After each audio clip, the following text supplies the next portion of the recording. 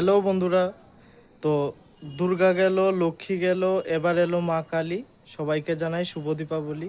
তো দীপাবলির এই আলোর উৎসব উপলক্ষে আমি এই যে লাইট টাইট নিয়ে সেটা রেডি।